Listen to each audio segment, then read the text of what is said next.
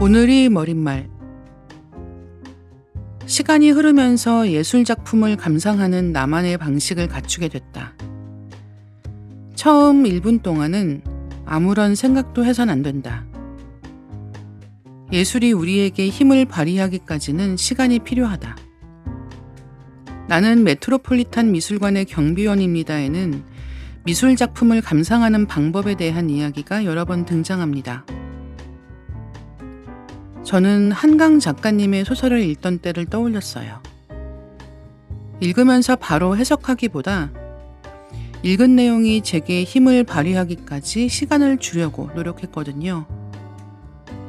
독서의 비법에는 무엇보다도 나 자신과 보내는 시간이 필요한 것 같습니다.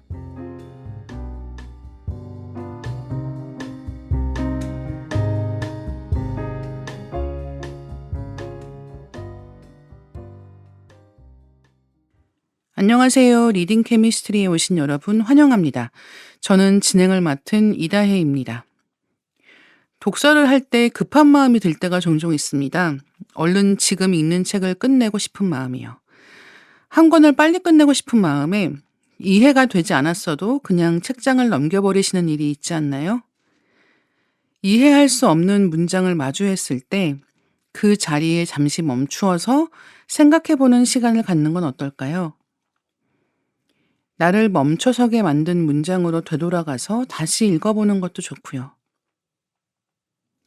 한강 작가님의 흰이라는 작품을 읽을 때 그렇게 종종 멈춰섰던 기억이 나서 말해봤습니다. 오늘 김신지의 책생연분 시간에 이야기할 책은 미술 작품을 감상한다는 것에 대한 생각을 깊게 하게 만드는 나는 메트로폴리탄 미술관의 경비원입니다. 함께 하실 김신지 작가님 모셔볼게요. 작가님 안녕하세요. 안녕하세요. 네, 오늘은 제가 골라온 책으로 함께 이야기를 해보려고 하는데요. 네. 바로 나는 메트로폴리탄 미술관의 경비원입니다. 네, 혹시 책 읽다가 잘 안 읽히는 순간에 어떻게 하시나요? 안 읽습니다.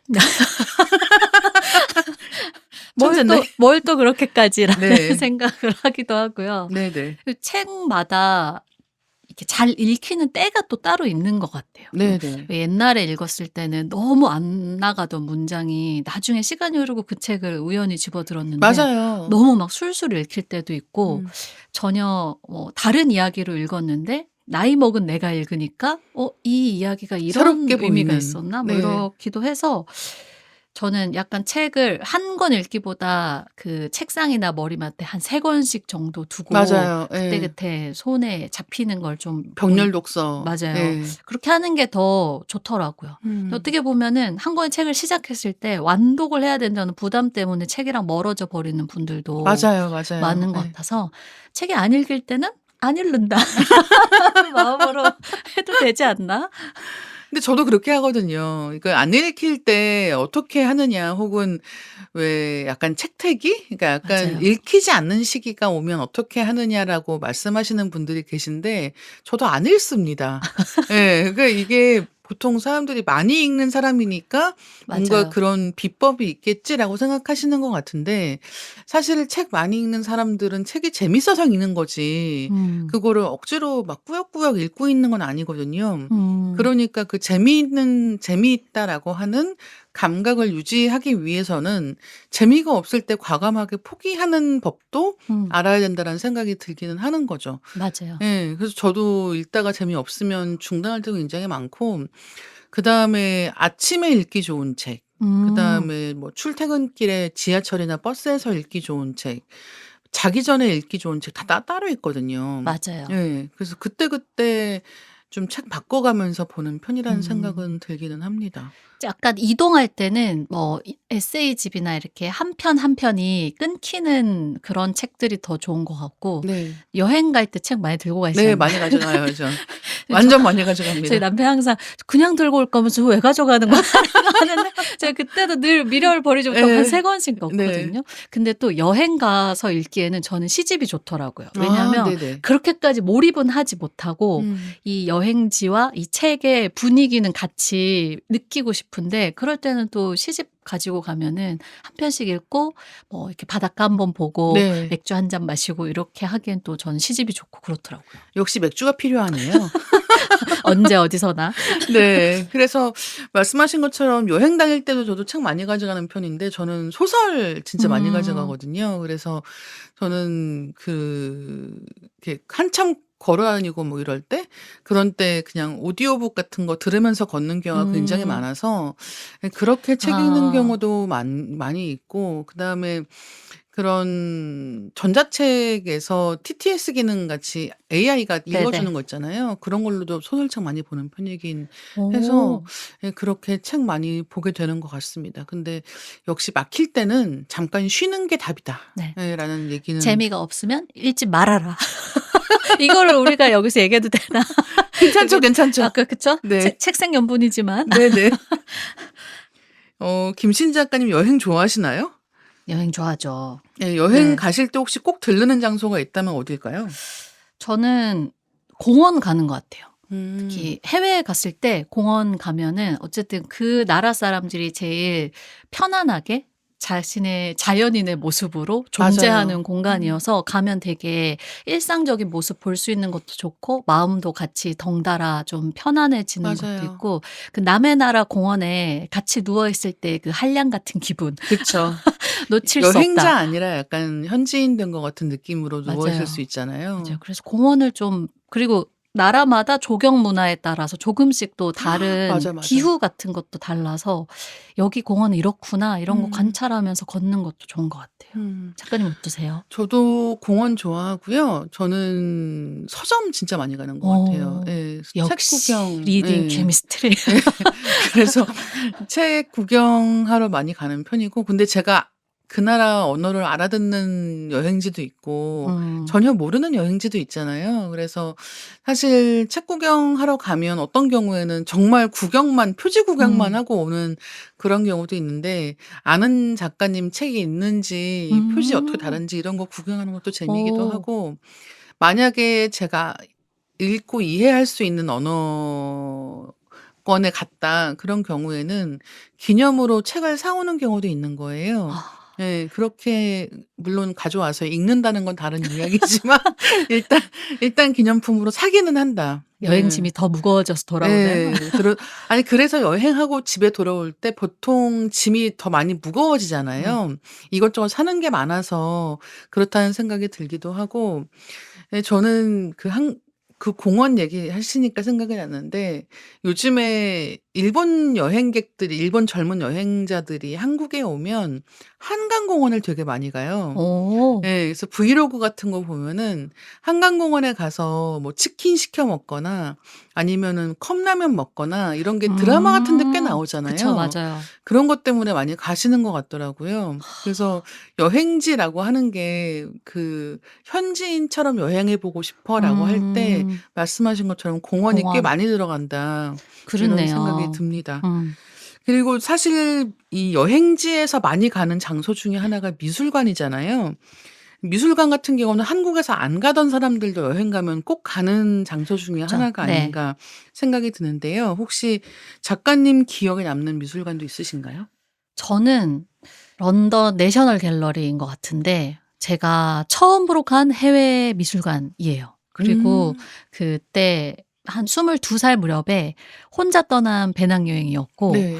그때 그 해에 나왔던 그 반 고흐 영혼의 편지라는 책을 제가 너무 감명 깊게 네네. 읽고 '런던으로 가면 이제 반 고흐 그림부터 봐야지.'라는 생각을 하고 내셔널 갤러리 들어가자마자 그 반 고흐 그림이 있는 전시실로 직진을 해서 네. 가서 그 노란 의자 그림을 봤어요. 네네.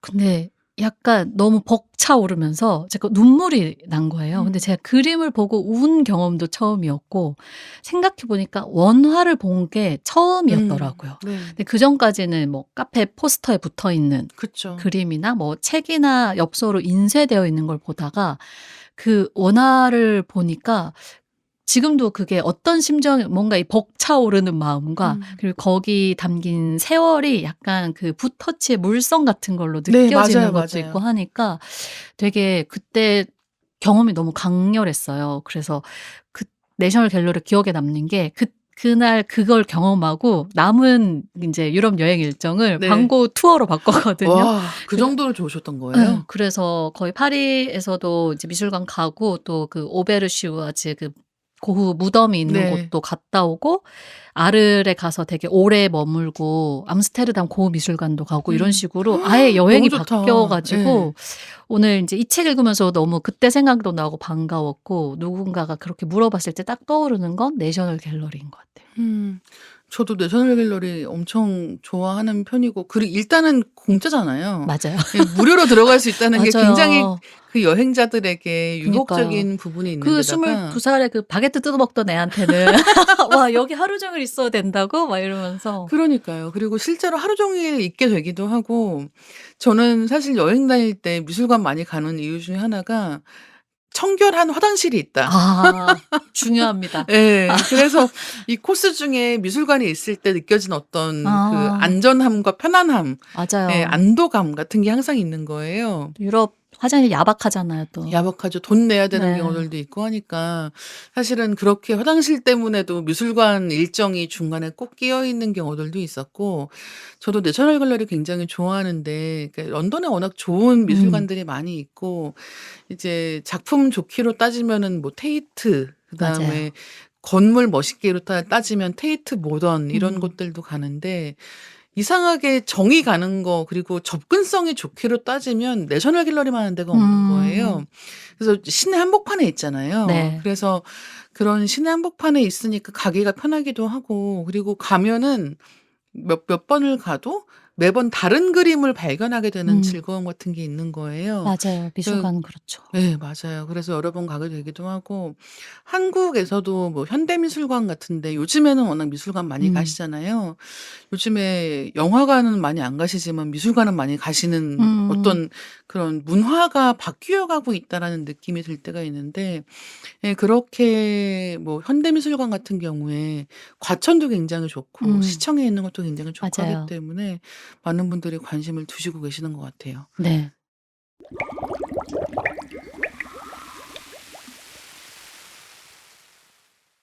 먼저 책에 대해서 간단하게 소개하고 시작하면 어떨까 하는데요.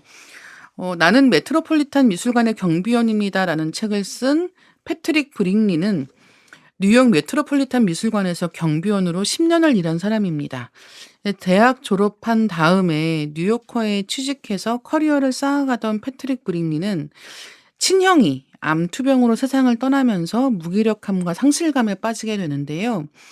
그리고 메트로폴리탄 미술관에서 경비원으로 일하면서 이전과는 다른 삶을 시작합니다. 나는 메트로폴리탄 미술관의 경비원입니다에는 메트로폴리탄 미술관 이야기부터 인생과 일의 상관관계, 애도한다는 것 등에 대한 이야기가 에세이 형식으로 실려 있는 그런 책인데요. 제가 이 책을 사실 많은 분들이 읽고 계셔 가지고 이 그쵸. 책에 더 관심을 갖고 보게 되기도 했고 저는 최근에 이 장소가 주는 위안이라고 하는 것에 대해서 되게 많이 생각을 해 음. 보게 되는 거예요. 써 주세요. 예. 그냥 네. 써야 지금 되는데 눈으로 저에게 네. 제가 잠깐 화살을 쏘았는데요. 사실 글을 쓰고 있기도 해요. 그러니까 음. 영화관이 주는 위안의 음음. 특징 같은 것에 대해서 쓰고 있기는 한데 이 장소가 주는 장소마다의 음. 매력이 있는 것 같아요. 그러니까 예를 들면 저는 직장 생활 처음 했을 때 처음 이제 회사 들어가서 일을 배우기 시작할 때 일을 막 잘하는 편이 아니었단 말이에요. 그러니까 혼나기도 많이 혼나고 근데 회사에서 혼나고 나면 갈 데가 없는 거예요. 그럼 그때 진짜 많이 갔던 데가 화장실이었거든요. 일단은 누가 나한테 말을 안 시켜. 예 그러니까 화장실 가서 어. 앉아 있을 때가 꽤 있었던 거예요.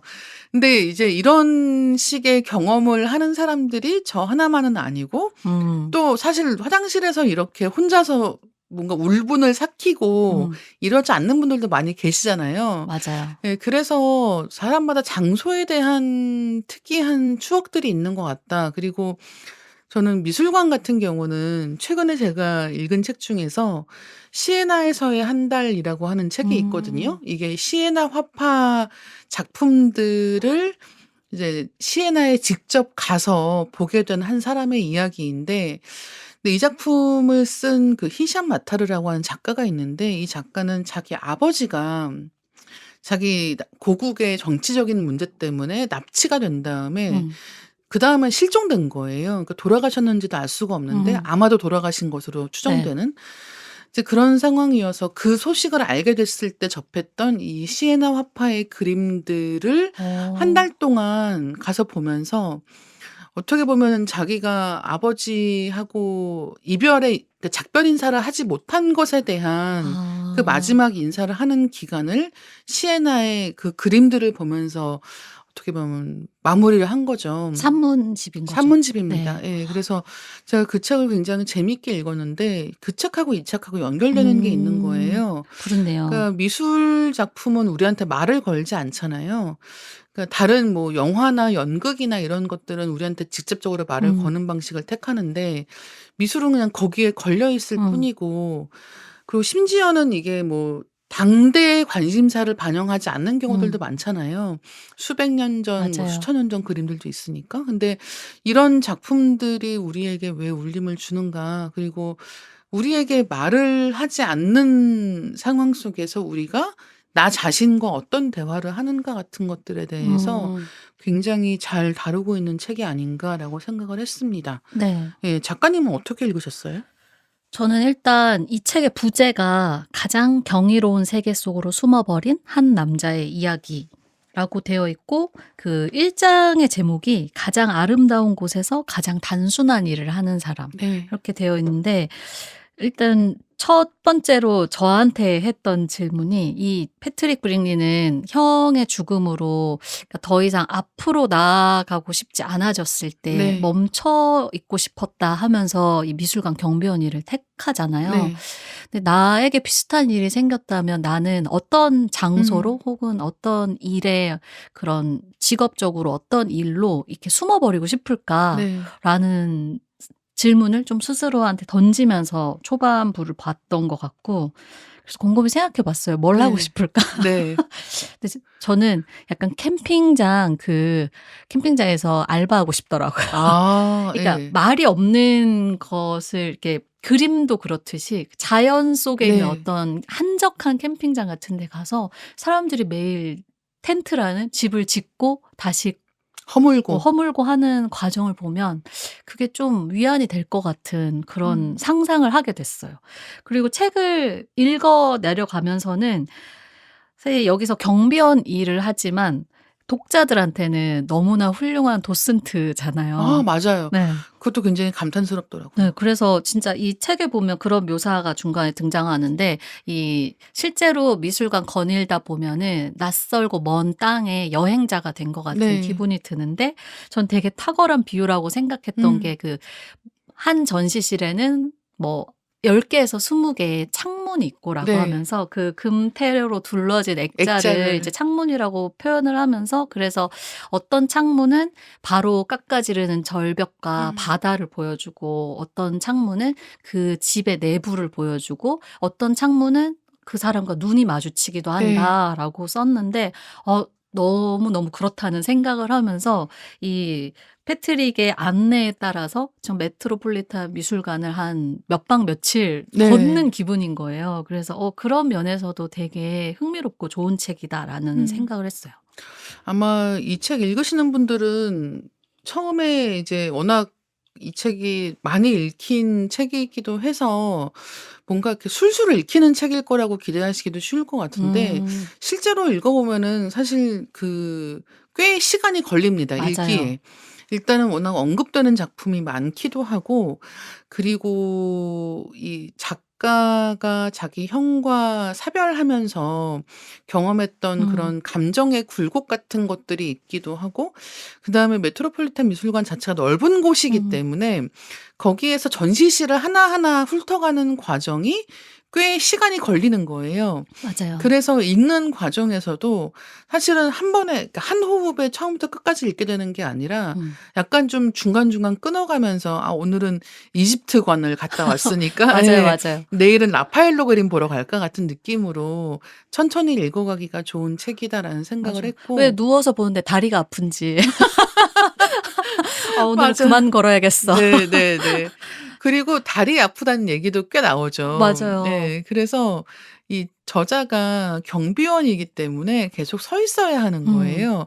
그러니까 서 있어야 하기 때문에 생기는 일인데 이제 이 근무지를 결정을 할 때 전시실마다 어딘가에는 카펫이 깔려 맞아요. 있고 그 진짜 처음 안 세계였어요. 나무 네. 바닥은 8시간 서 있기에 말랑하다. 네. 대리석은 죽음이다. 네. 그래서 그러니까. '아 그렇구나.' 음. 이게 한 장소에 8시간 많게는 12시간까지 서 있는 직업이니까 그런 것도 되게 몰랐던 맞아요. 세계잖아요. 예. 그런 점에서도 흥미로운 책인 것 같아요. 약간 네. 우리가 미술관 경비원은 안 보여서 안 보이는 게 아니라 약간 게임 속 NPC처럼 맞아요, 맞아요. 여기면서 그러니까 기능적으로 저기에 있는 사람이라고 여기고 약간 배경처럼 자꾸 음. 지나치는데 확실히 미국이라 그런지 토크도 많이 하고 예 제가 알기로는 그런 토크가 금지돼 있는 미술관들도 있다고 그쵸. 알고 그러니까 이렇게 있거든요. 말 걸면 그 쉿 약간 이런 느낌 맞아요. 드는 데도 있는데 근데 역시 '미국 사람들은 토크를 잘해.'라는 예. 생각도 맞아요. 했고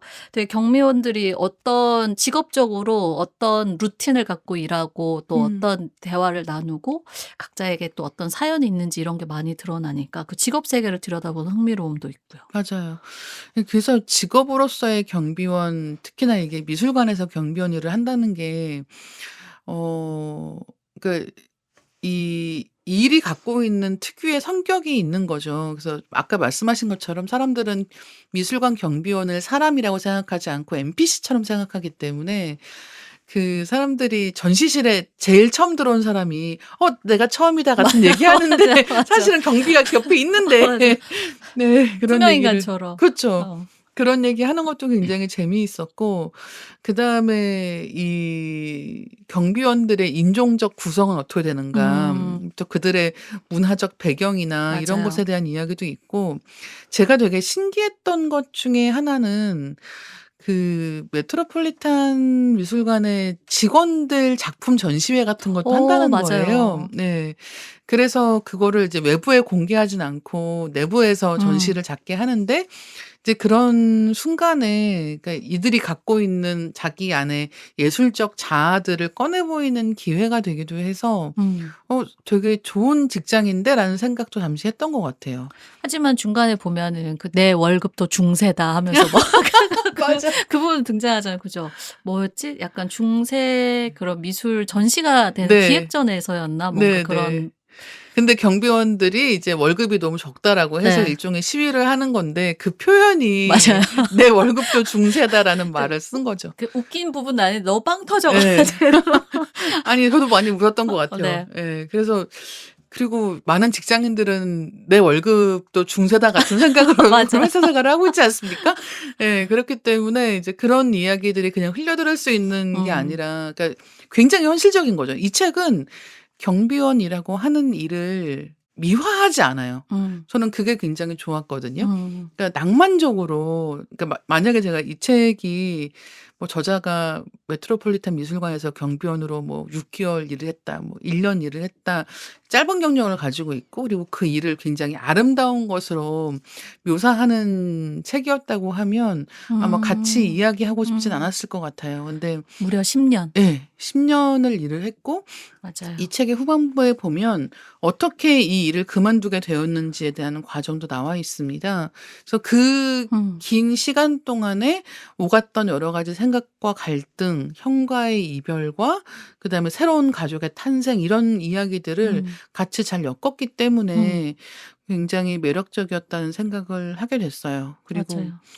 사실 이 가까운 사람이 세상을 떠나거나 여러 가지 방식으로 이별하게 되는 일은 누구나 겪을 수 음. 있잖아요. 근데 실제로 살다 보면 그런 애도하는 기간이 충분히 주어지지 않는다는 생각을 많이 하거든요. 음. 한국에서는 3 일장 하잖아요. 음. 그러면 3 일이 지나면 원래 생활에 음. 복귀하는 것을 당연하게 여기는 문화가 있는 건데 사실 3일 지난다고 해서 그 음. 슬픔이 사라지는 것도 아니고 아픔이 사라지는 음. 것도 아니잖아요. 그러니까 이 패트릭 브링이라는 사람은 그 시간을 자신에게 충분히 주고자 했고 그 시간이 한 10년 정도 걸렸다는 생각이 드는 음. 거죠.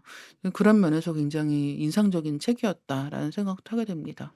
근데 맞아요. 저자가 원래는 뉴요커에서 일을 했잖아요. 그니까요. 맙소사. 그러니까. 그래서 초반에는 마천루에서 일을 했다 막 이런 거 등장할 때 네네네. 대체 어디지? 막 이렇게 기웃기웃했는데 뒤에 밝히더라고요. 네. 그래서 뉴요커에서 아마 사업기획팀 같은 성격의 그러니까 뭔가 맞아요. 이벤트를 기획하고 주최하고 그런 음. 행사를 마무리하고 이런 식의 일을 많이 했던 것 같고 이제 글쓰기에도 관심이 굉장히 많았던 음. 그런 저자가 아닌가 싶은데 사실은 작가님도 글 쓰는 일을 그러니까 작가로 전업 작가로 활동하시기 전에도 쭉 활동을 하셨던 거잖아요. 네. 그때 생각을 해 보시면 어떤 느낌이 드시나요? 이 책에 나오는 이런 아. 직장 생활 이야기랑 네. 엮어서 이야기를 할 때? 일단 뉴요커라니. 차이가 너무 크나? 그게 그만둬지나? 네. 생각을 1차로 해서 아주 송구하고요. 패트릭 브링리에게. 네. 근데 또 묘사를 보면은 이렇게 1차적으로 사람들은 부럽다. 뉴요커라니. 이렇게 저도 1차원적으로 생각했지만 거기 보면은 이제 너무 동떨어진 세계. 그러니까 정말 옆에서 그 자기 사수는 이번 기획은 누가 참여했으면 좋겠어 할 때 우리가 아는 막 그 맞아요. 헐리우드 막 유명 인사들의 막 이름이 스티븐 킹이 오잖아요. 맞아요. 예. 그렇게 나열되고 하니까 자기가 곧 그 일의 권위인 것처럼 생각하면서 지낸 시절에 대한 그런 솔직한 대화 그런 털어놓는 부분도 있고 그리고 그 부분이 너무 와닿았어요. 기계적으로 앉아 있어야만 되는 시간. 맞아요. 직장인 누구에게나 있는 정말. 네. 근데 제일 힘들어요.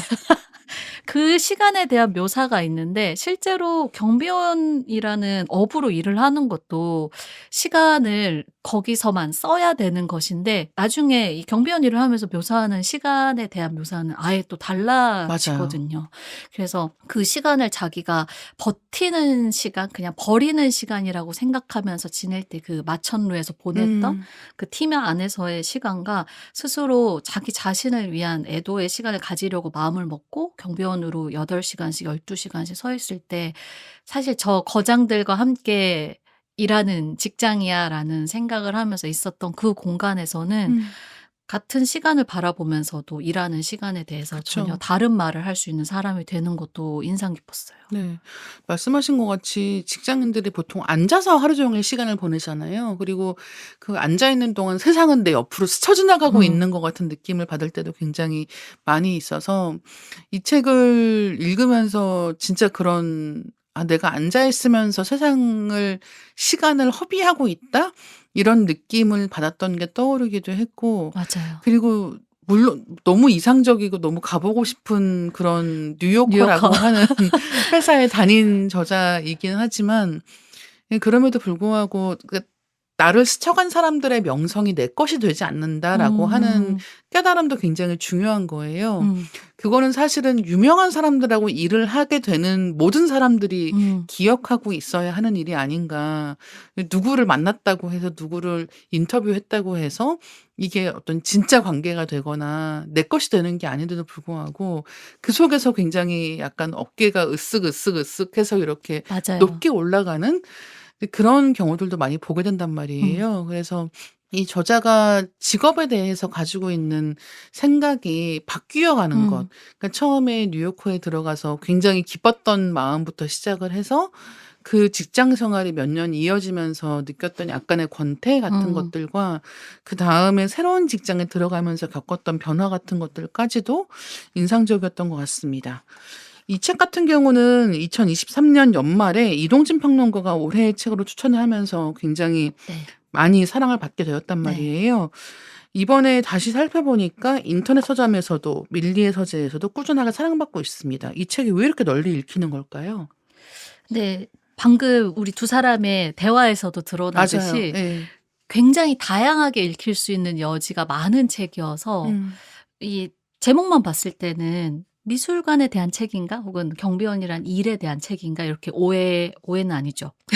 그런 생각도 하게 네. 되고 또 이 뒤에 적혀 있는 표지 이제 표사에 적혀 있는 네. 뒷표지에 적혀 있는 나의 결혼식이 열렸어야 했던 날 형의 장례식이 거행되었다. 음. 이 문장을 또 읽으면 아 이거는 상실과 애도에 대한 이야기인가 또 생각하게 되는데 그 모든 게 다 들어가 있는 맞아요. 책이잖아요. 그래서 약간 책 속에 나오는 그림 바라볼 때와 비슷하게 자기가 어떤 상황에 처해 있느냐 혹은 지금 나한테 뭐가 좀 중요한 문제인가에 따라 사람마다 다 다른 부분이 와닿을 수 있는 책이어서 이렇게까지 인기를 끌지 않았을까라는 생각이 들더라고요. 그러니까 음. 직업적으로 좀 일에 대한 고민이 있는 사람한테는 이 패트릭 브릭리와 그의 동료들이 일에 대해 갖고 있는 태도가 계속 눈에 들어올 것 같고 뭐 미술관이나 미술을 좋아하셨던 분들은 몰랐던 작가나 또 원래 알았지만 이 사람이 설명하는 작가가 어떻게 다른지 보면서 네. 되게 즐겁게 미술관 산책하듯이 또 읽으실 수 있을 것 같고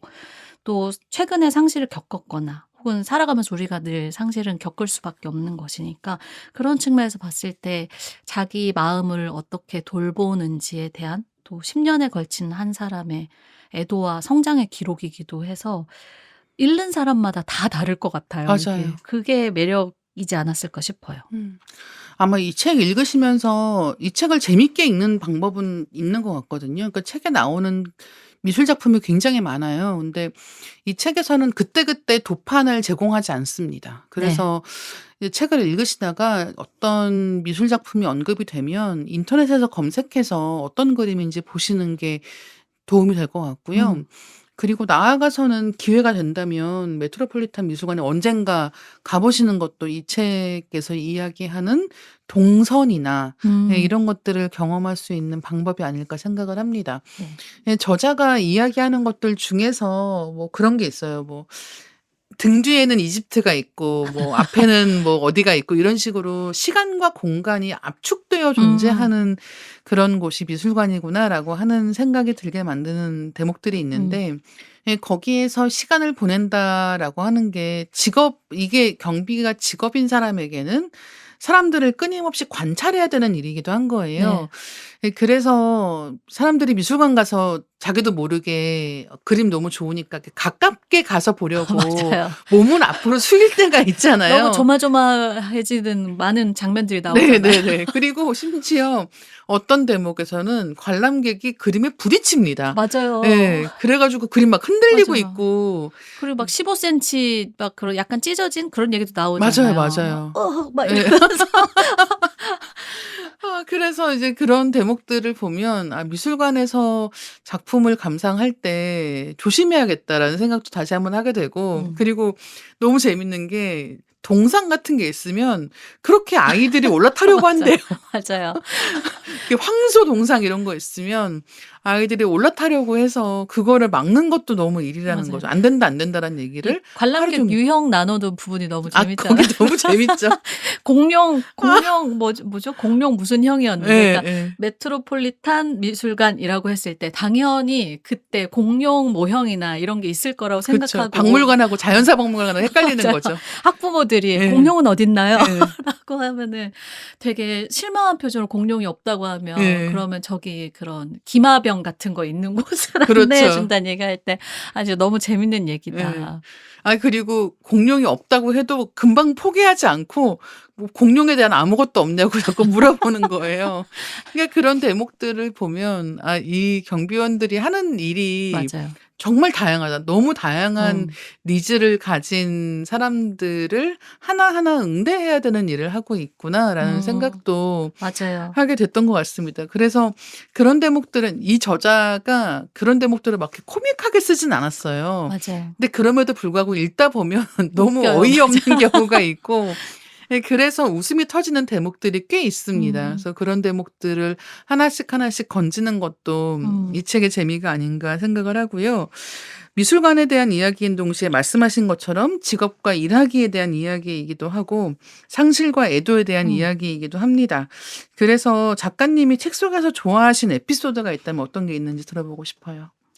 저는 짧게는 하나는 그거였어요. 경비원 자국 기억나세요? 네네. 그 하얀 그리스 로마관에 가면은 그 하얀 벽에 경비원들이 입는 옷이 값싼 폴리에스테르 근무복 약간 푸른색이어서 근데 이게 8시간 12시간 서 있어야 되니까 경비원들이 계속 벽에 네. 힘들 때는 기대게 되니까 그 푸르스름한 구름 자국처럼 문양이 남았다고 하는데 너무 이 사람들이 거기서 보낸 시간, 그 중첩된 시간이 약간 상상이 되면서 맞아, 이 맞아. 부분이 되게 인상 깊었고 실제로 되게 감명 깊었던 부분은요. 그 치킨 너겟 이야기가 나오는 부분인데 형이 이제 투병을 하면서 앞뒤가 맞지 않는 말을 하면서 많이 악화가 됐을 텐데 갑자기 이제 병실에서 뭐 누이나 이제 형수나 또 자기 여자친구랑 이렇게 다 같이 있을 때 형이 "나 치킨 너겟이 먹고 싶어."라고 하면서 말을 하니까 맨해튼 밤거리로 뛰쳐나가서 소스와 치킨 너겟 한 알음을 사들고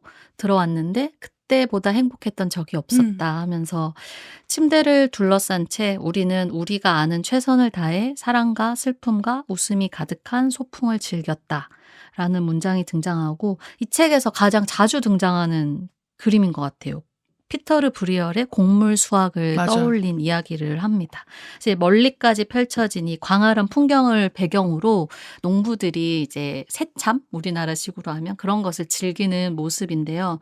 이 맨 앞쪽 구석에 이제 일을 하다가 배나무 아래에 앉아서 식사를 하는 9명 농부들이 다소 이제 희극적이면서도 애정을 담아서 묘사되어 있다고 이야기를 하면서 이 잠시 문단을 하나 읽어 볼게요.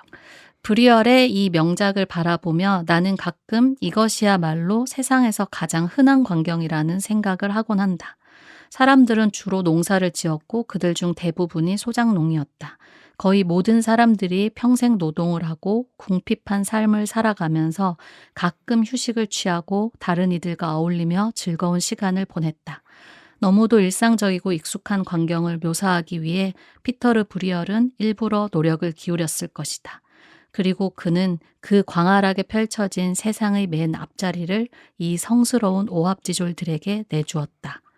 라고 하는데 너무 이 문장에 치이면서 이 참 좋았어요. 그리고 한 편의 아름다운 작품이 사실 우리는 그런 걸 볼 때 내 생활과 많이 유리되어 있다고 생각하지만 네. 이 책 전체를 통과하다 보면은 계속 그 명화들과 이 사람의 삶이 겹치면서 이렇게 나란히 보게 되는 상황들을 발견하게 되잖아요. 그래서 그런 점에서 '아 그래. 이 곡물 수확과 이 형과 치킨 너겟을 먹고 있는 이 가족들의 한순간이 너무 겹치면서 되게 감명 깊었어요. 네. 저도 굉장히 좋아하는 대목이고 이게 책의 한 절반 정도 어. 지점에서 나오거든요. 예. 정확히 절반입니다. 예. 그래서 그 이야기가 그러니까 형의 병세가 점점 악화되는 과정이 쭉 이어지다가 그러면은 이렇게 중한 병을 앓고 있는 가족이 있고 그가 회복의 가능성이 없다고 생각했을 때 거기에는 비통함과 슬픔만 있다고 우리는 생각할 수 있잖아요. 맞아요. 근데 이 책에서는 슬픔만 있는 게 아니라 기쁨도 있었다라고 얘기를 하는 거죠. 그러면서 말씀해 주신 그 브리헬의 음. 그 곡물 수확이라고 하는 그림을 이제 인용을 하는 건데 사실 우리가 그러니까 이 책이 매력적인 이유 중에 하나는 확실히 그건 것 같아요. 그러니까 우리는 계속해서 더 빨리 앞으로 나아가려고 음. 하잖아요. 더 빨리 달려야 음. 하고 더 멀리 가야 하고 그러니까 우리가 덕담으로 하는 게 항상 그런 더 부자가 되고 더 높이까지 가고 이런 것들에 대한 기원을 축복으로 하지 않습니까? 근데 네. 이 저자는 자기 형의 죽음을 경험하면서 멈춰서기로 한 사람이란 음. 말이에요.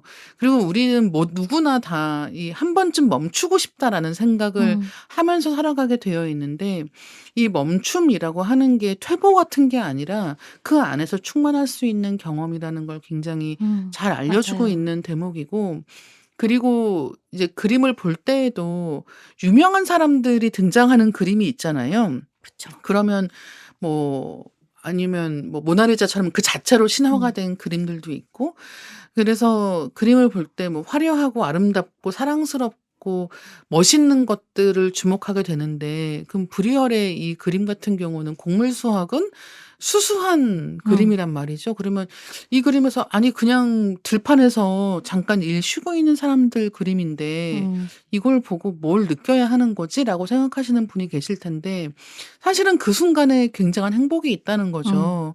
내가 오늘 하루를 충실하게 살았고 그 이후에 이렇게 다들 모여 앉아서 뭔가 식사를 잠깐 하고 맞아요. 있을 때 그런 인생의 순간들을 바라보게 만든다는 점에서 미술 작품이 우리에게 존재해야 되는 이유가 되기도 하고 음.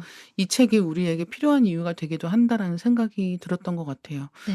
이 책 읽으면서 쭉 읽어오다가 정말 딱 이 대목에 이르면 엄청 마음이 맞아요.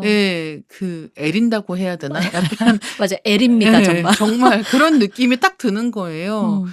그래서 이 대목에 이르면 '아 진짜 이별이 얼마 안 음. 남았구나.'라는 것도 실감할 수 있고 근데 그럼에도 불구하고 '이 사람들 정말 행복하구나.'라는 음. 것도 알게 되어서 굉장히 좋은 것 같고요. 제가 이 책 읽으면서 굉장히 좋았던 부분은 근현대 미술 전시관에서 열린 지스 밴드 퀼트 작품전이라고 하는 저도 거기 좋았어요. 작은 작품전 네. 기획전이 열립니다. 근데 이제 퀼트 전시를 하는 건데 이 전시에 참여한 작가들을 잘 모르는 작가들인 음. 거예요. 그래서 이 저자가 그 작가들과 작품에 대해서 막 열심히 찾아봅니다. 근데 이런 대목이 있어요. 엘라베마주의 지스 밴드에서 퀼트를 만드는 수십 명의 여성들이 자신들의 일과 삶을 이야기한 인터뷰 기사도 읽었다. 어렵다는 표현이 너무 자주 나와 후렴구처럼 느껴졌다. 어려움에 처했어요. 어려운 시기였죠. 어려운 길을 가야 했어요. 우리가 어려운 상황에서 열심히 일한 건 주님도 아실 거예요. 쉽지 않았어요. 어려웠죠. 음. 그러니까 이 퀼트 작업을 하는 여성들이 이 작업에 몰두하는 데 있어서 작업에 몰두할 수 있는 환경이나 조건이 충분히 갖춰졌던 게 음. 아니라 너무너무 살기가 어려웠던 시절에 이 퀼트를 하면서 집중하고 그 작업을 완성하면서 또 한 시기를 보내고 했다는 것이 굉장히 잘 알려져 있는 그런 잘 드러나 있는 그런 대목인데요. 제가 이 대목 읽으면서 인상적이었던 게 실제로 여성들이 하는 예술 다수가 이런 방식이라는 거죠. 그러니까 뭐 자수라든가 뜨개질이라든가 하는 것들이 그 자체로 즐거움이 되기도 하지만 현실의 어려움이 있을 때 다른 집중한 것을 찾기 위해서 자수에 몰두한다든가 아니면 맞아요. 뜨개질에 몰두하는 경우들도 있고 이런 작업들이 사실은 굉장히 그러니까 집안에서 작게 만드는 것처럼 얘기되기 쉽지만 굉장히 거대한 규모의 예술 작품이 되기도 하는 거예요. 그래서 얼마 전에 왜 그 현대미술관에서 자수 전시회가 있었거든요. 맞아요. 근데 그것도 이제 정말 직접 보면은 자수라고 하는 게 조그맣게 뭐 어떤 뭐 손수건 끝에 자수 놓고 이런 것만 떠올리시는 분들이 계실 텐데 자수를 가지고 한 폭을 완성하는 그런 것들을 보고 있으면 우리가 알지 못했던 이런 예술 세계가 얼마나 풍부하고 깊고 동시에 우리 근처에 가깝게 있는지에 대해서 알 수 있게 해 준다라고 하는 것도 좋았던 것 같아요. 그래서 저는 이 대목 굉장히 좋았던 기억이 납니다. 저는 퀼트의 역사가 이런지도 몰랐고 사실 보면 이제 옥수수 껍질로 된 매트리스 이런 데서 자라고 네. 하니까 아이들을 이 까슬까슬한데 재울 수 없어서 퀼트를 사실 이불처럼 쓰려고 막 뜬 얘기도 나오고 해서 이게 예술이지만 동시에는 사실 생활적으로 맞아요. 필요한 것을 이제 어떻게든 주변에 있는 음. 그런 실 쪼가리 같은 것으로 해결하려고 했던 그런 맞아요. 거이기도 하고 저는 이 부분이 좋았거든요. 독학이라는 단어가 맞아. 작품 라벨에 등장하는데 사실 이들은 독학을 하지 않았다. 나도 그 대목 너무 좋아. 그쵸. 네. 근데 이게 정말 이 미술품을 전시관을 가져오는 어떤 이론적인 사람의 네. 그러니까 어떤 뭘 알아. 판단이잖아요. 이들은 독학을 음. 했다지만은 누구도 독학을 하지 않았다. 어머니와 이모 할머니에게서 퀼트를 배웠고 또 그들도 더 나이 많은 여성들에게 배우면서 그냥 계속 이렇게 전해 내려온 기술이자 생활의 방편 같은 음. 거였는데 이게 너무 독학, 셀프 토트라고 음. 되어 있는데 그래 니들이 뭘 알아? 하면서 이 되게 감명 깊게 보게 되는 챕터예요. 이 챕터도 네. 퀼트 챕터도.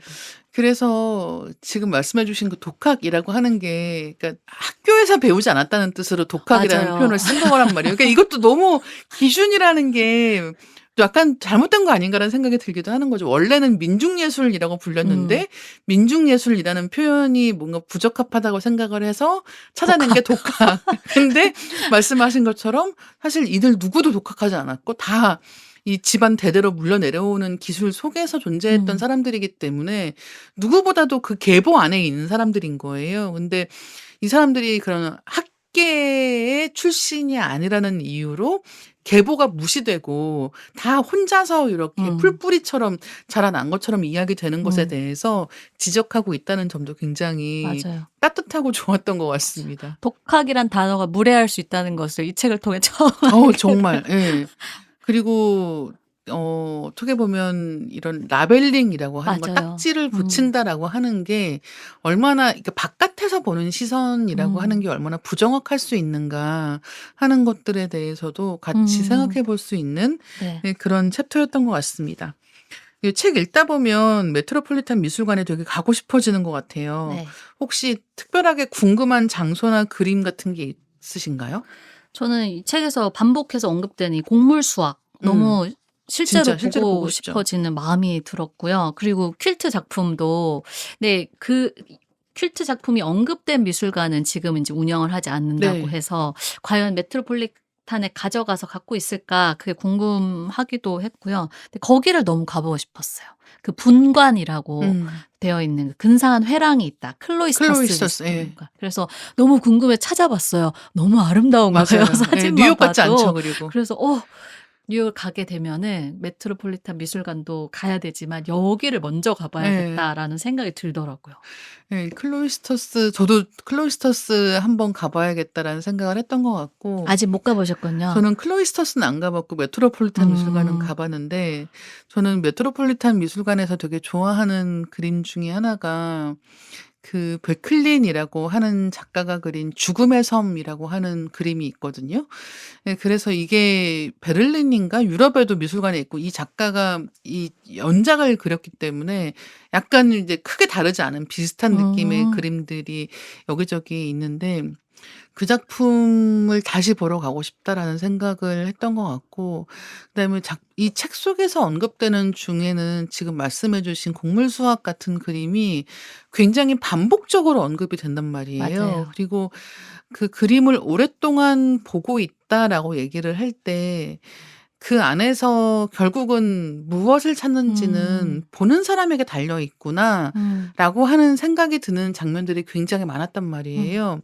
이 책에서 이야기하는 작품들은 메트로폴리탄의 가장 유명한 작품들을 언급하는 게 아닙니다. 그러니까 보통 우리가 미술관에 대한 책을 읽으면 그 미술관에서 가장 스타, 슈퍼스타라고 불릴 만한 그런 그림들을 쭉 소개하면서 관련된 이야기들을 풀어가는 책들이 많이 있거든요. 근데 이 책은 어떻게 보면은 그러니까 짧은 시간 동안 메트로폴리탄을 방문하는 사람들이면 스쳐 지나갈 수도 있을 것 같은 작품들이나 그런 공간들에 대해서 비중 있게 다루고 깊이 있게 설명을 하고자 하기 때문에 그런 점이 굉장히 좋았다라는 생각을 했어요. 그것도 10년 동안 8시간에서 12시간씩 서 있었던 사람의 정말 맞아. 사실 아무리 미술관을 애호해도 한 그림 앞에서 그렇게 오래 있을 수 없는데 뭐 문도 닫고요. 근데 어쨌든 자신이 애호했던 세계 속으로 네. 들어간 거잖아요. 그래서 초반에는 그렇게 시간을 보낼 수 있는 것에 대한 어떤 이 경비원으로서 일을 하면서 그 그림들을 그렇게 오래 바라볼 수 있는 것에 대해서 되게 만족하는 그런 시간에 대해서도 묘사가 되는데 미술 좋아하시는 분들은 되게 부러우셨을 것 같아요. 맞아요. 이 10년 동안 이 그림들을 하나하나 누구도 그렇게까지 할 수 없는 경험을 한 것 같아요. 그쵸. 그리고 개관전에 들어가서 오픈 전에 맞아요. 전시실을 혼자 독차지하는 시간이 짧게나마 주어진다는 것도 굉장히 매력적인 일인 것 같습니다. 하지만 이제 문이 열리면 사람들이 맞아요. 들어오고 갑자기 막 그림에 다가가고 막 사람들 너무 그런 묘사도 있잖아요. 어쨌든 제복을 갖춰 입게 되는데 이 옷이 경비원복이 어쨌든 가난한 사람이든 부자이든 그냥 말 걸어도 되는 허름한 신사 맞아. 정도로 만들어주는 것 맞아. 같다라고 하는데 그 부분도 너무 근데 생각보다 위트와 유머가 네. 곳곳에 네네네. 녹아들어 있어서. 그쵸. 그리고 사실 그렇기 때문에 그 경비원들에 대해서 함부로 대하는 사람들을 누구나 겪어보게 되어 있다라는 식의 언급도 잠깐 스쳐 지나가거든요. 맞아요. 그런 것들도 기억에 남는 책인 것 음. 같습니다.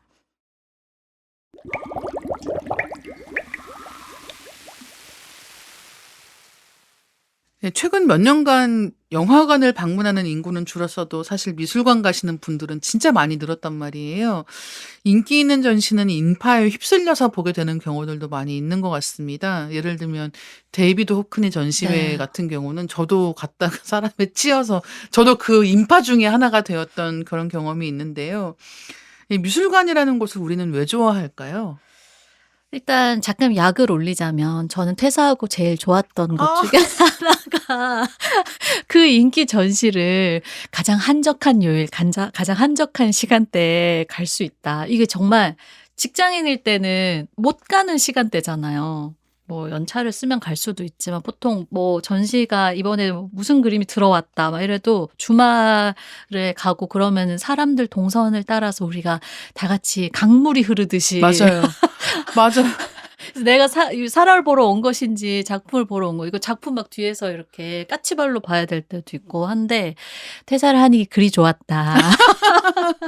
그걸 말씀드리고 싶고 사실 뭐 인증 욕구가 크긴 하겠죠. 근데 뭐 저는 이번에 한강 작가님 작품에 그 모두가 안 읽던 문학 작품을 읽는 모습도 네네. 보면서 생각했는데 이런 호들갑은 좋다. 좋다. 떨어도 아주 좋은 호들갑이다라고 생각을 하면서 내가 문화생활 향유하는 걸로 좀 이렇게 으스대고 싶은 거 되게 좋은 거 아닌가요? 뭐 다른 걸 맞아요. 하는 것도 아니고요. 그래서 많이들 유명하다는 작가 전시 또 뭐 어떤 우리 또 국립현대미술관에서 뭘 한다 이럴 때 그냥 달려가 보셨으면 좋겠고 아까 작가님도 잠깐 얘기하셨는데 사실 미술관이라는 공간 자체가 하나의 여행지 같이 기능하는 것 같아요. 뭐냐요? 인상파가들 기획전이 열렸다. 그렇죠. 그러면 그 내가 겪지도 못한 그 시대와 그 인물들을 너무 비행기표도 끊지 않고 타임머신도 타지 않고 그 공간 안에서 체험해 볼 수 있는 그거 자체가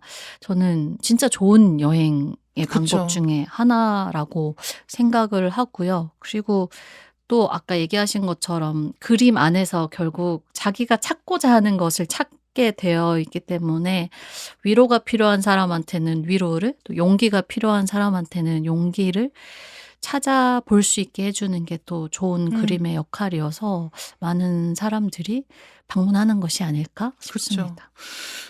미술관 일단 사진 찍기가 좋다라고 하는 게 아마 요즘 가장 많이 언급되는 미술관의 인기 비결 중에 하나가 아닌가 생각을 하게 되는데 힙하잖아요 또 사진 그렇죠. 찍으면. 네. 어디 갔다 왔다 티를 내기도 좋고 그런 부분이 있기 때문에 굉장히 좋은 것 같고 그거 말고도 사실 말씀해 주신 것처럼 그게 설령 스쳐가는 호들갑이라고 하더라도 저는 너무 좋은 거예요. 저도 그렇게 호들갑을 떨고 있는 사람 중에 하나이고 또 그렇게 갔을 때 '안 간 것보다 낫다.'라는 생각을 항상 하는 쪽인 거죠. 그러니까 책도 설령 재미없는 책을 읽는다고 하더라도 저는 읽지 않은 것과 읽은 것 사이에는 차이가 있다고 생각하는 사람이긴 하거든요. 그래서 미술관이라고 하는 공간에 직접 가서 작품을 마주한다는 게 주는 충만함이라는 게 분명히 있고 제가 미술관이라고 하는 장소를 다니면서 제일 놀랐던 것 중에 하나는 뭐였냐면 이 도록, 화보 이런 것으로 본 것은 실제 그림이 아니다. 맞아요. 네. 맞아요. 그 깨달음이 정말 큰 것 같아요. 그러니까 음. 우리가 화보집 같은 걸 보면 그림이 다 같은 크기로 인쇄되어 있단 맞아요. 말이에요.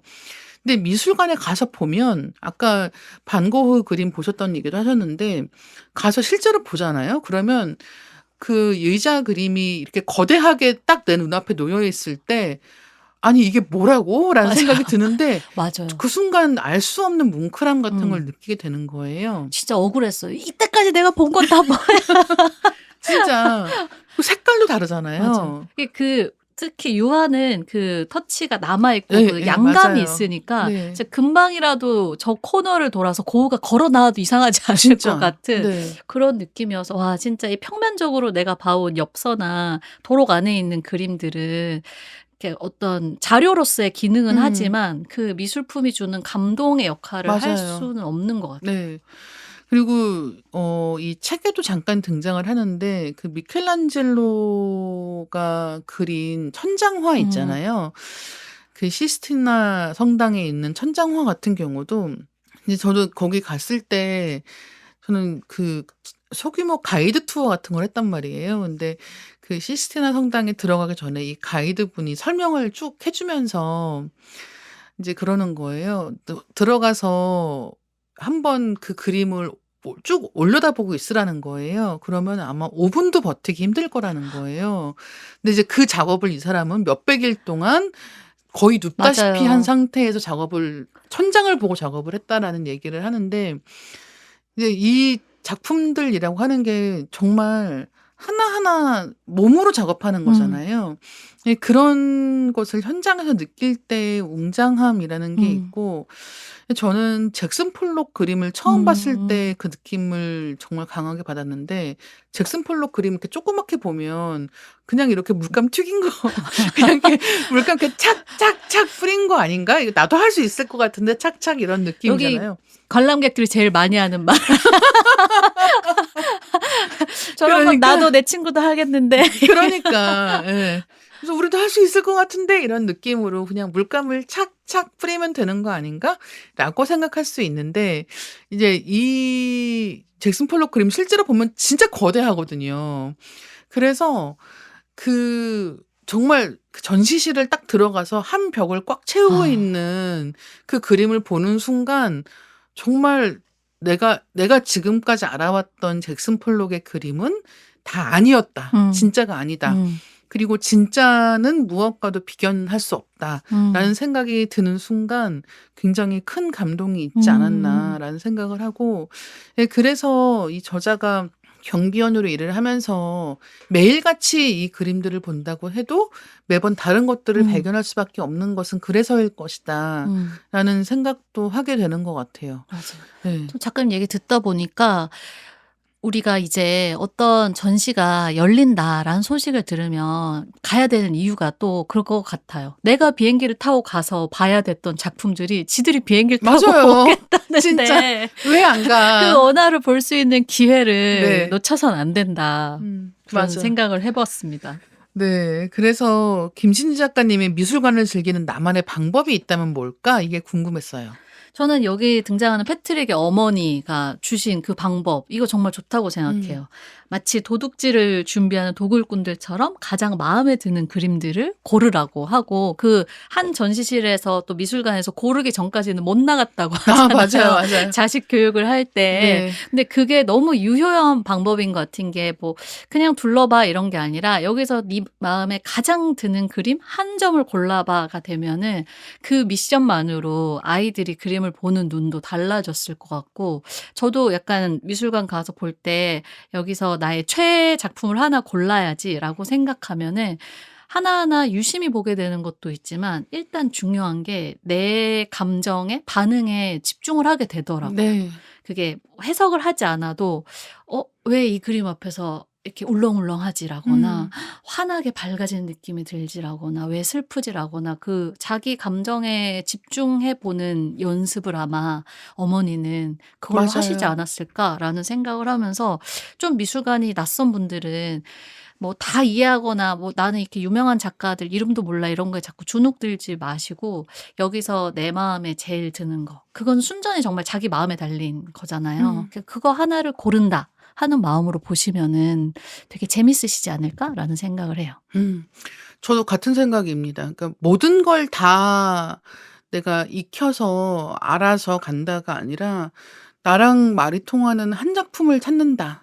그 작품을 만난 것만으로 오늘 전시는 충분히 나에게 중요하고 음. 가치 있었다라는 믿음을 갖는 게 굉장히 중요하다는 생각이 들고 제일 안타까운 건 그런 것 같아요. 그러니까 유명한 거 따라다니다가 약간 "봤어, 봤어. 나도 봤어." 이걸 하고 그냥 끝나는 음. 경우들도 꽤 있는 것 같거든요. 그러니까 이를테면 포스터에 나와 있는 작품 봤으면 음. '오늘 다 봤어.'라고 생각하시는 경우들도 있는데 사실은 그 다른 작품들 하나하나 그게 어떻게 놓여 있는지 같은 음. 것들도 재미있는 포인트예요. 저는 미술관 가면은 되게 좋아하는 것 중에 하나가 공간 보는 게 음. 굉장히 좋거든요.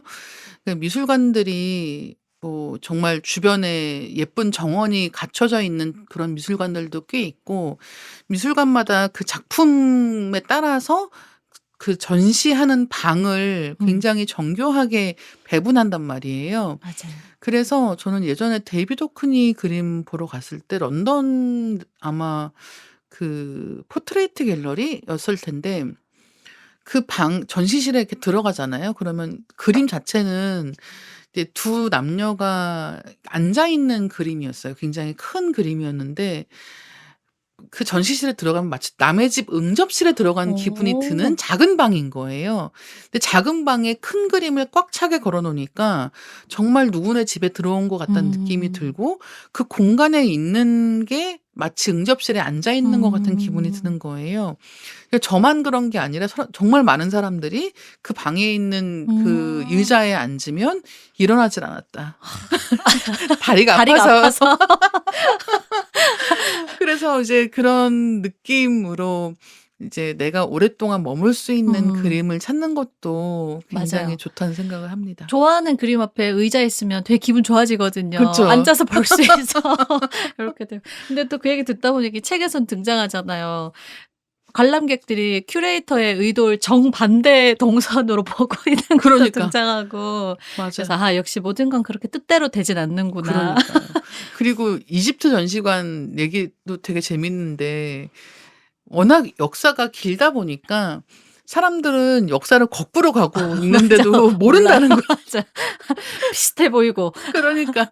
그래서 실제로 그렇다고 하더라도 큰 관계가 없는 음. 그런 전시물이기도 한 거죠. 음. 그래서 저는 이 책에서 나오는 그런 공간에 대한 이야기들을 보는 게 굉장히 즐거웠고 음. 특히나 그 메트로폴리탄 들어가면 바로 펼쳐지는 그레이트 홀이라고 하는 곳은 그런 메트로폴리탄 미술관에서 무슨 파티 같은 거 할 때 맷갈라 같은 거 할 때 항상 나오는 홀이잖아요. 그래서 괜히 뭔가 친숙하게 느껴지는 음. 공간이기도 하고 그런 것들이 이 책에 좀 곳곳에 숨어 있다는 게 음. 굉장히 좋았습니다. 네. 작가님 혹시 괴로울 때 방문하는 특별한 장소도 있나요?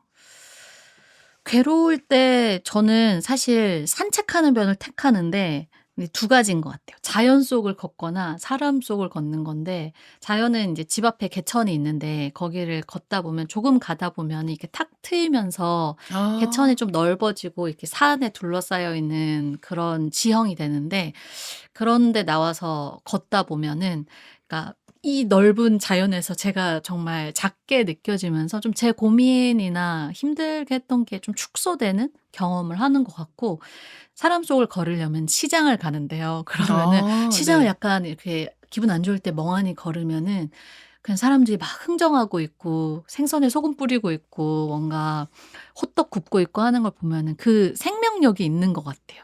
그러면 또 자연을 걸을 때 비슷하게 제가 생각했던 문제들이 좀 더 작게 느껴지고 그냥 이 많은 사람들 틈에서 나도 그냥 '나 하나의 삶을 사는 거지.' 하고 좀 제가 너무 자기 방에만 있으면 그 문제가 계속 몸집을 맞아요. 부풀려서 커지는 것 같거든요. 네. 그럴 때는 약간 거리 두기와 어떤 축적을 똑바로 하려고 밖에 나가서 좀 걸어 보는 것 같아요. 음. 작가님 있으세요? 저도 비슷한 느낌인데요. 산책할 때도 있고 저는 대형 서점에 종종 갑니다. 어. 그게 이제 사람들 속을 걷는 방식인데 대형 서점에 가고 그리고 저는 문구 코너 같은 데를 되게 많이 가는 것 같아요. 그러니까 뭔가 머릿속이 어지러울 때 뭔가 정리하고 싶고 그러면 '정리를 할 만한 공책을 사 볼까?' 그런 이유로 이제 집에 공책이 500권 되고 약간 이런 그럼요. 악순환을 밟아가고 있기는 한데 이제 그런 식으로 가게 되는 장소가 이제 그런 음. 문구점이나 그것도 좋은데요. 서점이나 예. 그래서 저도 왠지 기분 전환 될 것 같아요. 새 예. 노트와 펜을 사는 그쵸, 동안. 그쵸. 예. 그래서 집에 와서 이제 첫 페이지를 펴내서 '오늘도 우울했다.' 이렇게 쓴 다음에 그다음에 이제 두 번째 페이지부터 쓰지 않은 노트가 되는 거죠. 근데 약간 나중에 이다의 전시에 그런 게 전시되어 있으면 첫 너무 페이지만 쓴 노트. 첫 페이지만 쓴 노트. 너무 재밌을 것 같아요. 예. 그런 그래서 기획전. 그렇습니다. 약간 부끄럽지만 그렇게 할 때가 많이 있고 그리고 확실한 거는 머릿속이 어지러울 때는 몸을 움직이는 방향으로 음. 해야 되는 건 맞는 것 같아요. 그래서 운동 좋아하시는 분들은 운동 많이 하시더라고요. 맞아요. 뭐 러닝도 하시고 이렇게 하면서 오히려 몸에 음. 집중하는 시간을 갖고 나면 "머릿속이 개운해진다."라는 음. 말씀 많이 하시는데 저는 운동을 막 그렇게 즐겨하는 편은 아니다 보니까 이제 가는 곳이 음. 그런 뭐 영화관이나 서점이나 음. 뭐 문구점이나 이렇게 되는 것 같아요. 귀엽고 뽀짝뽀짝하네요. 그냥 뭘 사는 걸 좋아하는 사람이다. 예. 그래서 마지막으로 이제 저희 슬슬 정리할까 하는데요. 이 책을 재미있게 읽는 방법이 있다면 어떤 걸까요? 이 책은 사실 책 뒷부분에 가면 이 등장하는 그림들을 찾아볼 수 있게 친절한 안내가 되어 있잖아요. 그래서 저는 이 책을 읽을 때 진짜 이 매트를 걷는 것처럼 한 번에 둘러볼 수 없는 양이기 때문에 네. 그래서 그냥 이 패트릭 브링리가 이렇게 그날그날 할당받잖아요. 어느 관, 어느 맞아, 관 맞아. 이렇게. 그런 심정으로 한 챕터씩 오늘 브링리가 이집트 관에 있고 오늘은 이집트 부분만 읽어보고 하고 그 챕터가 끝났을 때 등장한 작품들 찾아보시면 재밌을 것 같아요. 음. 왜냐면 일단 문장을 읽을 때 머릿속으로 이러저러한 그림일 것이다. 우리가 상상을 해버린 다음에 약간 두근두근하면서 찾아보게 되거든요. 네. 근데 전혀 상상과 다를 때도 있고 비슷할 때도 있고 하니까 그런 재미를 느끼시면서 보시면 더 좋지 않을까 음. 싶습니다.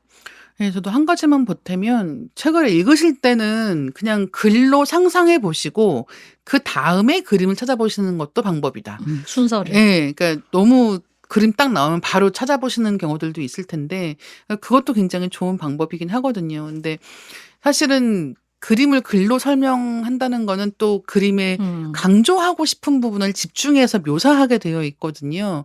그렇기 때문에 글로 쓴 음. 그림을 먼저 한번 읽으면서 상상해 보고 음. 그다음에 그림을 실제로 보면서 확인하는 음. 뭐가 다른지 같은 것들을 비교해 보는 것도 이 책을 읽을 음. 수 있는 좋은 방법이 아닐까 생각을 하고 있습니다. 이 책 권해 드리고 싶은 분들이 있다면 어떤 분들일까요? 아까 이 책의 그 인기 이유를 이야기한 것처럼 그냥 다일 것 같은데요. 음. 일에 대한 고민이 있는 사람, 뭐 미술을 좋아하는 사람, 최근에 뭐 상실을 겪은 사람, 혹은 상실을 겪은 지인이 있어서 또 위로의 말을 찾고 있는 사람, 지금 그냥 일상이 너무 권태로운 사람, 이런 음. 분들도 다 보시면 그림 볼 때처럼 또 자기만의 보이는 부분들을 찾아내시면서 또 나만의 답을 얻어가실 수 있는 책이 아닐까 싶어요. 네. 그리고 책에서 얘기하는 것처럼 어떤 글을 읽거나 그림을 보거나 할 때 너무 바로 답을 얻으려고 하지 음, 마시고 잠깐 1분 정도 시간 여유를 맞아요. 두고 스스로가 생각할 수 있는 틈을 주시는 것도 음. 굉장히 좋겠다라는 생각을 하게 됩니다. 처음에 읽어 주신 것처럼 이 "예술이 우리에게 힘을 발휘하기까지는 시간이 네. 필요하다."라고 하는 문장이 딱 맞는 것 같아요. 이 음. 책도 그냥 읽었을 때는 뭐 유명한 책이라서 읽었는데 '난 잘 모르겠네.' 하셔도 그냥 시간이 좀 더 지나면 맞아요. 또 이 책을 본 경험이 다른 식으로 해석되거나 되살아날 수 음. 있으니까 그런 마음으로 보시면 좋을 것 같아요. 네.